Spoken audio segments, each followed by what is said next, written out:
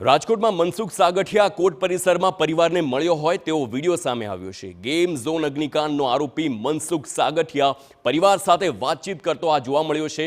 કોર્ટમાં તારીખ સમયે મનસુખ સાગઠિયાએ પરિવાર સાથે મુલાકાત કરી હતી। પરિવાર સાથે મુલાકાતનો વિડીયો વાયરલ થતા પોલીસની કામગીરી પર સવાલ ઉઠ્યા છે।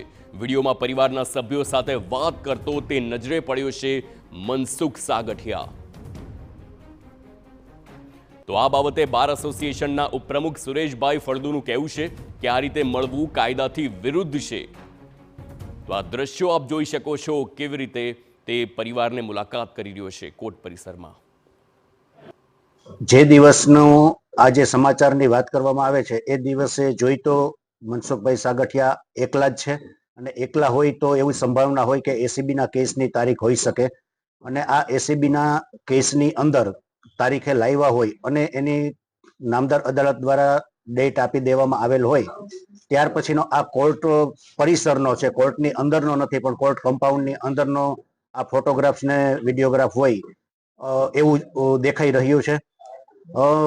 કાયદાની જોગવાઈ જોવામાં આવે તો આરોપીએ એના પરિવારના સભ્યોને મળવું હોય, એના વકીલને મળવું હોય, કેસ બાબત ડિસ્કશન કરવી હોય કે એડવોકેટ એંગેજ કરવા માટે ડિસ્કશન કરવાની હોય તો પહેલા નામદાર અદાલતની પરવાનગી લેવાની હોય, કારણ કે તે જ્યુડિશિયલ કસ્ટડીના આરોપી છે અને જ્યુડિશિયલ કસ્ટડીના આરોપી છે ત્યારે એની જવાબદારી છે એને કોઈ પણ પ્રકારની એ નામદાર અદાલત પાસે પરવાનગી લીધા સિવાય કોઈ જ વસ્તુ કરી શકતા નથી। પરંતુ આ ઘટના જોવામાં આવે તો નામદાર અદાલત દ્વારા તારીખ આપી દીધા પછીની ઘટના હોય એવું જણાઈ રહ્યું છે।